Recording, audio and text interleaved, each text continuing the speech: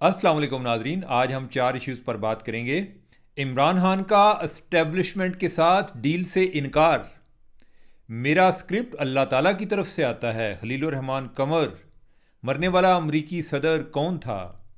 Supreme court का कौन सा जज इमरान खान पर आशिक है? तो ये हैं हमारे आज के 4 टॉपिक। उम्मीद है कि आप खैरियत से होंगे, चैनल सब्सक्राइब कर चुके होंगे, टल्ली ऑन कर चुके होंगे। और ये मैं बात आपको रोज़ाना पूछता रहूँगा जब तक आप सब लोग कर नहीं लेते। जल्दी जल्दी कर लें। जो बाकी लोग जिन्होंने किया हुआ है ना, उनके कान पक गए ये बात सुन सुन के। आप लोगों को कुछ ख्याल नहीं आ रहा। तो इमरान खान से बात शुरू करते हैं। इमरान खान ने आज दो मुख्तलिफ लोगों से मुख्तलिफ बातें की हैं। एक तरफ उन्होंने अपनी बहन से बात की है और दूसरी तरफ उन्होंने जो जर्नलिस्ट है उनके साथ बात की है। तो जो उन्होंने पहले जो जर्नलिस्ट है उनके साथ की बात कर लेते हैं। उन्होंने जर्नलिस्टों को कहा, उन्होंने कहा जी कि हम अपने बड़े मुतालबात से हट गए हैं। और हमारे बड़े मुतालबात कौन थे? एक थी 26वीं आईनी तरमीम, और दूसरा था कि जो इलेक्शन के हवाले से, कि धांधली के हवाले से कोई इस तरह की दो बातें थी। ये दो बातें थी।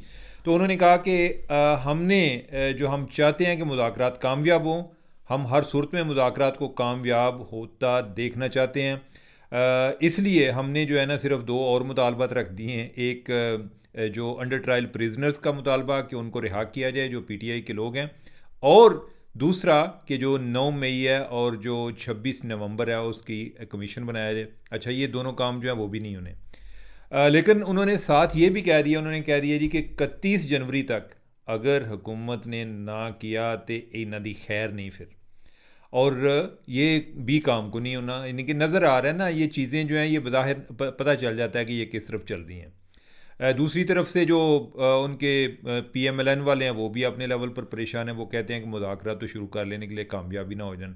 या ये है कि उन्हें उन्हें ये पता है कि इमरान खान जो है ना वो तो कामयाब नहीं होने देंगे, लेकिन उन्हें साथ साथ ये फ़िक्र रहती है कि इस्टेब्लिशमेंट की इनके साथ ही ना मिल जाए तो हमें फिर जो है इनके हमें भेज देंगे, इनको ले आएंगे, हम क्या करेंगे। और मेरे ख्याल है कि ये भी इनका अंदेशा एक गैर ज़रूरी है। अब जो है ना, अब मौजूदा सूरत हाल में ऐसा होने वाला नहीं है। ये नहीं है कि कोई नून लीग की मोहब्बत में इस्टेब्लिशमेंट ने इमरान खान के साथ नहीं जाना। बेसिकली इमरान खान ने जो इस्टेब्लिशमेंट के साथ कर दिया हुआ है, इस्टेब्लिशमेंट जो है वो तो अभी तक जो है ना वो फूंके मार रही है अपने आप को इर्द गिर्द के शाला। यानी कि अब जो है ना दोबारा हम जो है हम इस चुंगल में ना फंस जाए।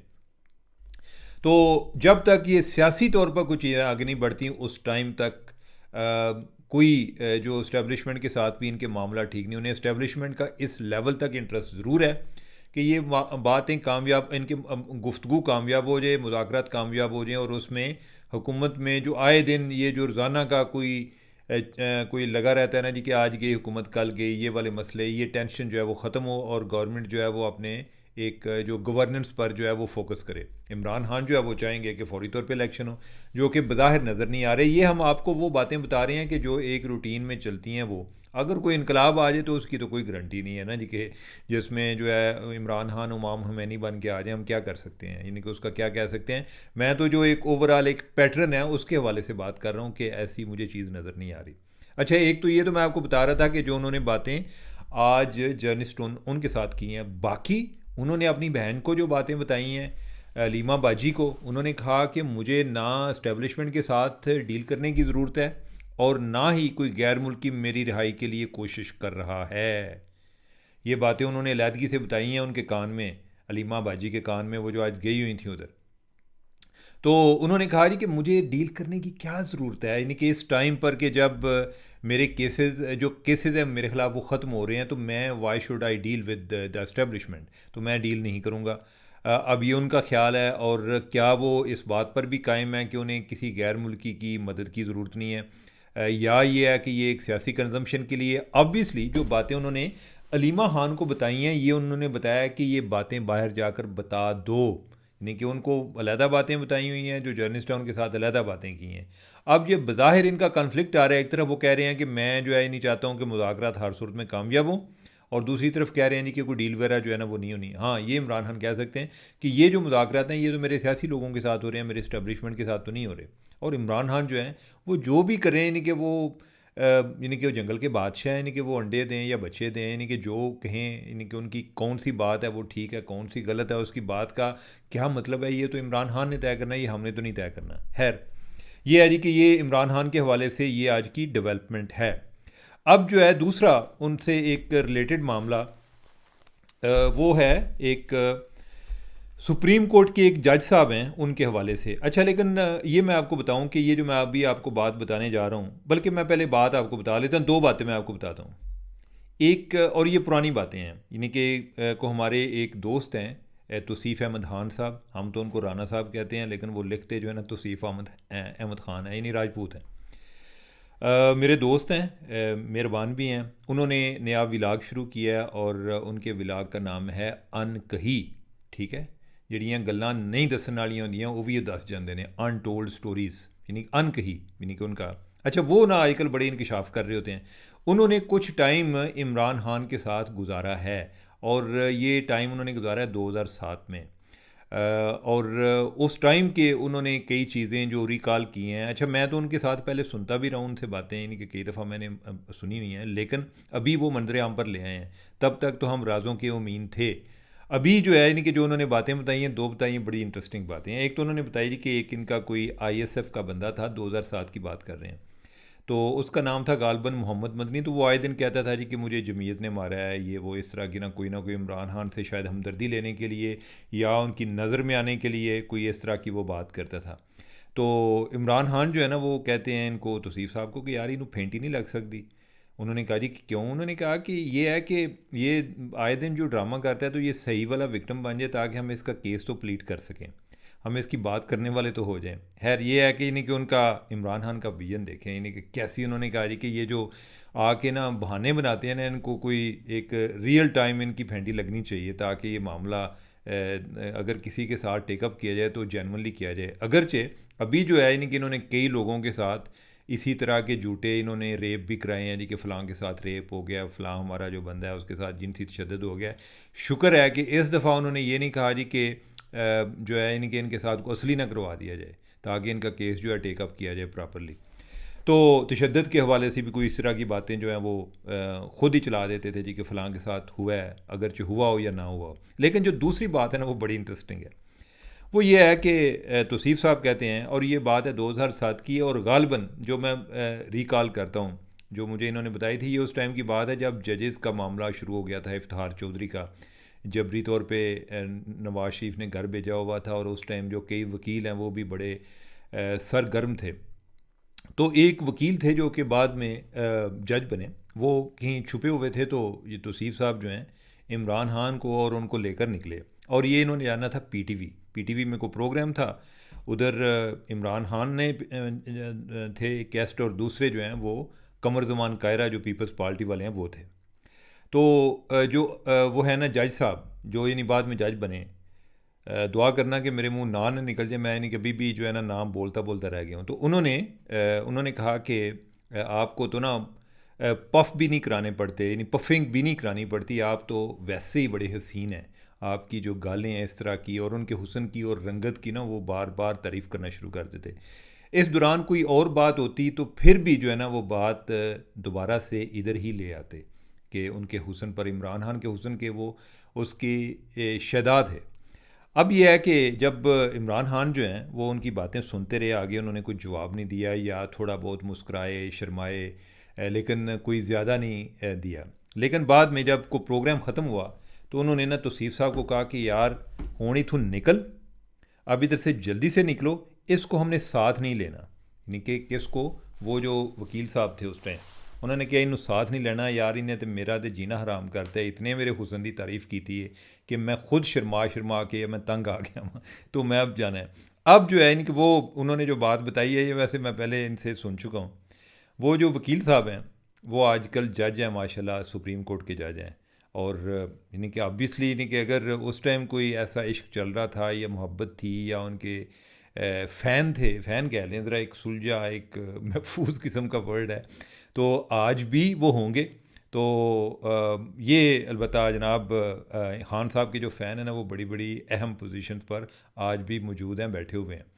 तो ये उनके हवाले से वाक़या था। एक तो आप तौसीफ़ साहब का वैसे प्रोग्राम देखा करें, बड़ा रीज़नेबल, बड़ा बैलेंस्ड और बड़ा एक मालूमाती प्रोग्राम होता है।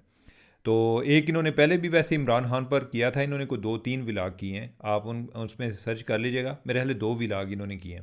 पहला शायद कोई इन्होंने पिछले इतवार को किया था, वो भी बड़ा मालूमाती था, यानी कि ओवरऑल के मुख्तलिफ़ जगहों पर जब गए तो कैसा, यानी कि उनका अंदाज़े गुफ्तगू, मुख्तलिफ़ लोगों के बारे में उनकी राय, इवन इसमें उन्होंने बेनज़ीर भुट्टो के बारे में भी जो बातें की हुई हैं गलत हैं, यानी कि मैं अब उनकी डिटेल में नहीं जाता, और जो बाकी शख्सियात के बारे में उनके क्या तासुरात थे, क्या एक फ़ीलिंग थी। फ़ीलिंग तो यार उनकी होती नहीं है ज़्यादा, वो उनको एक अपना सब्जेक्ट ही समझते हैं कि जिसको डील करना है ह्यूमन से ज़्यादा, यानी कि वो उनको एज अ सब्जेक्ट ही ट्रीट करते हैं। ये वैसे इमरान खान के साथ जो भी लोग उनके करीब हैं वो इस बात को बहुत अच्छी तरह जानते हैं कि उनमें जो एक वर्ड इस्तेमाल होता है ना, एम्पथी, वो नहीं है उनमें। और शायद इस तरह के जो बड़े लोग हैं ना, जो जिनके बड़े बड़े पॉपुलिस्ट होते हैं, जिन पे लोग जाने देते हैं, जिनको लोग देख के तो बड़े एक हिस्टेरिक हो जाते हैं, उनमें वो वाली चीज़ एम्पथी ऐसी नहीं होती। तो जो नेक्स्ट हम अपने टॉपिक पर आते हैं, और जो हमारा नेक्स्ट टॉपिक है वो है खलीलुर रहमान कमर के हवाले से, कि जो खलीलुर रहमान कमर हैं उन्होंने कोई बात की है, उन्होंने कोई एक इंटरव्यू में बताया, उन्होंने कहा जी कि जो है ना, एक पॉडकास्ट में उन्होंने शिरकत की, और उन्होंने कहा कि मेज़बान ने उनसे सवाल किया कि आप कहते हैं कि मेरे स्क्रिप्ट में की या का की भी तब्दीली नहीं होगी, ठीक है, यानी कि वो इतने डिक्टेटर हैं कि वो कहते हैं कि जो मैंने लिख दिया है ना, अब इसमें तरमीम नहीं हो सकती। जवाब में खलीलुर रहमान कमर ने कहा कि वो ऐसा इसलिए कहते हैं क्योंकि उनका स्क्रिप्ट अल्लाह की तरफ से आता है और वो उसके मुहाफ़िज़ हैं। अब ये जो जब इस तरह की लोगों की मैं बातें सुनता हूँ ना, तो मेरा दिल करता है कि अगर मैं उधर मौजूद हूँ ना, तो मैं फ़ौरी तौर पे इनको एम्बुलेंस में डाल के ना कहीं साइकेट्रिस्ट के पास ले जाऊँ। इन लोगों को माहिर नफ्सियात की बड़ी अशद ज़रूरत है। अच्छा, और हर बंदा जिसको किसी तरह से भी अल्लाह ताला ने इज़्ज़त दी है ना, यानी कि वो पावर किसी शक्ल में भी है, यानी कि किसी को पॉलिटिकल पावर मिल गई, किसी को शोहरत ऐसी मिल गई, उसके बाद उसका नफ्सियाती मरीज़ बन जाना कोई ऐसा अनयूजुअल नहीं है। ये बड़ी रूटीन होती है, और लोग जिस तरीके से उनको सर पर उठाते हैं और जिस अंदाज में पेश करते हैं, उस बंदे को हो सकता है कि इनिशियली अगर कोई वो ना भी समझता हो तो वो समझना शुरू हो जाता है, वो कहता है कि मुझे कोई गलती हो रही है, लोग मुझे ये समझ रहे हैं। अब जो है ना खलीलुर रहमान कमर का, इसका भी यही मसला हो गया कि जनाब, यानी कि वो देखें, वो अपनी तरफ से, यानी कि आज तक अल्लाह ताला के हवाले से हमने ये सुना है कि उन्होंने कहा जी कि मैंने, ये मेरा इल्म है, यानी कि कलाम है कुरान के हवाले से, और मैं ही इसका मुहाफ़िज़ हूँ। अब इन लोगों का कि जनाब, यानी कि जी वो जो स्क्रिप्ट है, यानी कि वो अपनी बात पर उन्होंने नहीं बताया जी कि उन्हें, यानी कि उसने शो ये किया जी कि मेरी क्या औकात कि मैं क्या क्या बोलता, या मुझे तो कोई मसला नहीं है, लेकिन ये चूँकि अल्लाह की तरफ से आया तो मैं उसमें का या की को भी तब्दील नहीं होने देता। बड़े बड़े लोगों के नफ्सियाती इश्यूज़ हैं, यानी कि हम तो आम लोगों की बात करते हैं ना जी कि ये इनके नफ्सियाती मसाइल हैं। सबसे ज़्यादा नफ्सियाती मसाइल जो लोग ताकत में होते हैं, शोहरत जिनके पास होती है, इनके बहुत सारे मसाइल होते हैं। अच्छा, इसके हवाले से ना जो रोमन पीरियड था, यानी रोमन एम्पायर, उस टाइम बाज़ का ये होता था कि एम्परर को बात बात याद कराया जाता था, उसके पीछे एक बंदा चल रहा होता था जो उसको कहता था कि जनाब पीछे मुड़ के देखो जनाब, तुसी एक आम इंसान हो, यानी कि अल्टीमेटली तुसी इंसान हो और तुसा मरना है, कि यानी कि अपने आप को कोई ऐसी कोई लाफानी चीज़ नहीं समझना।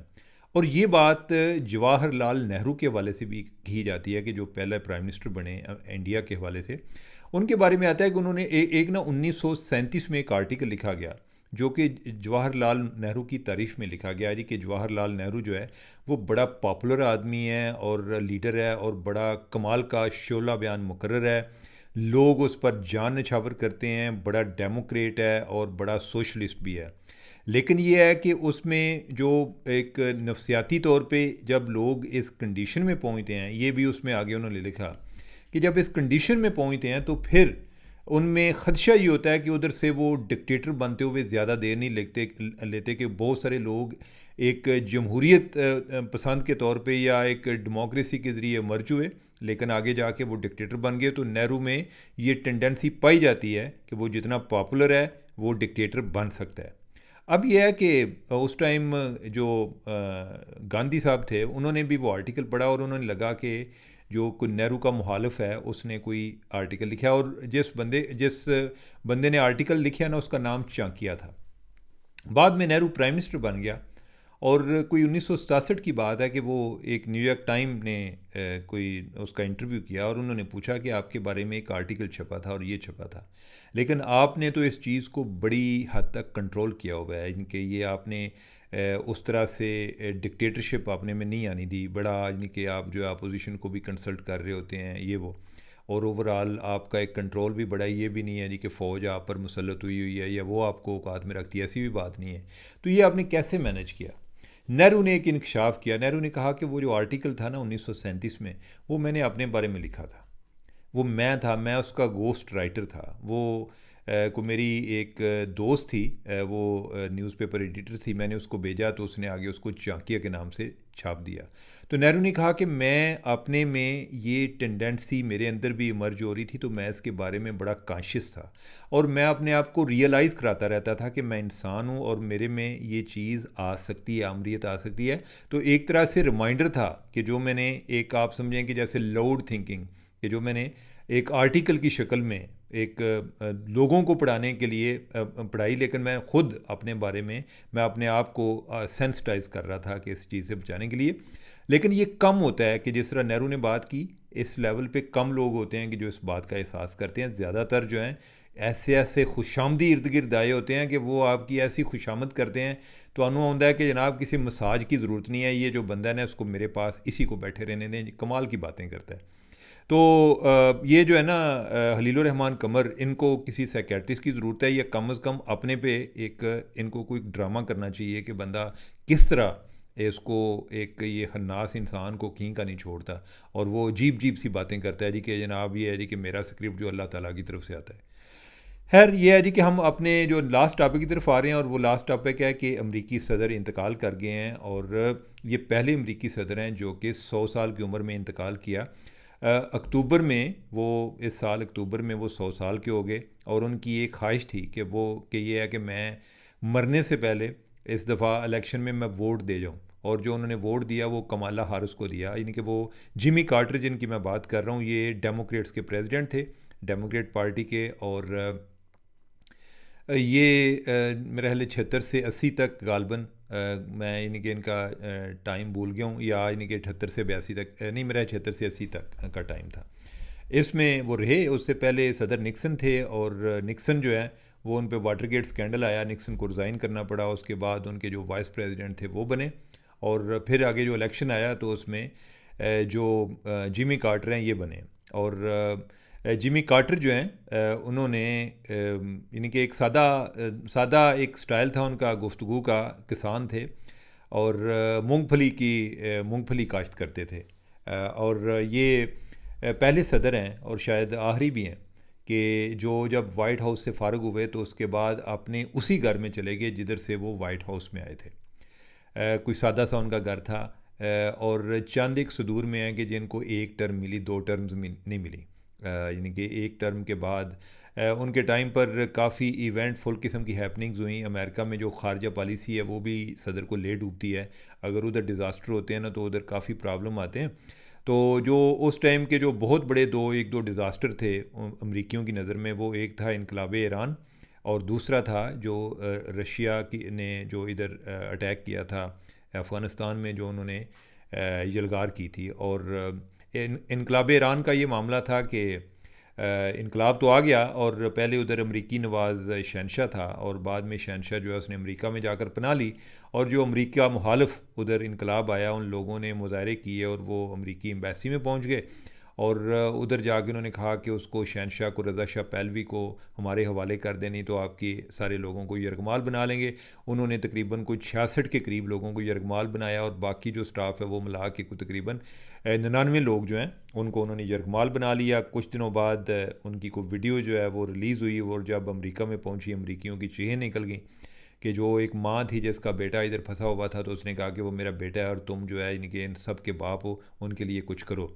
तो जो कार्टर है उस टाइम इसने एक खुफिया ऑपरेशन की भी कोशिश की, लेकिन वो ऑपरेशन नाकाम हो गया। इनके अपनी वो प्लान यही था कि इनको किस तरह वैक्यूट किया जाए, लेकिन वो रास्ते में ही उनके कोई हेलीकॉप्टर क्रैश कर गया, अपने को इनके जो फ़ौजी थे वो भी उसमें मारे गए।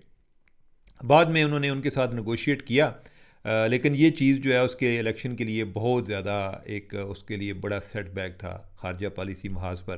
तो ये नेगोशिएशन को कामयाब कर चुके थे। उसका बाकायदा आगे ऐलान होना था, लेकिन ईरान ने कहा कि अब नई गवर्नमेंट आएगी तो उस टाइम ऐलान करेंगे। उनका भी ये था कि हम जो है ना कार्टर के साथ हम कोई नहीं चाहते कि इसको क्रेडिट मिले, जो नई गवर्नमेंट आएगी उसके साथ कोई हम उस पर एहसान चढ़ाने की कोशिश करेंगे या नेगोशिएट करेंगे। एनीवे वो कार्टर के लिए बहुत ज़्यादा नुकसान है। दूसरा जिमी कार्टर के लिए, दूसरा जो है जिमी कार्टर के लिए जो इधर सोवियत यूनियन का एक हमला था जो इधर अफ़गानिस्तान में आ गए, वो उनके लिए एक बहुत बड़ा सेटबैक था।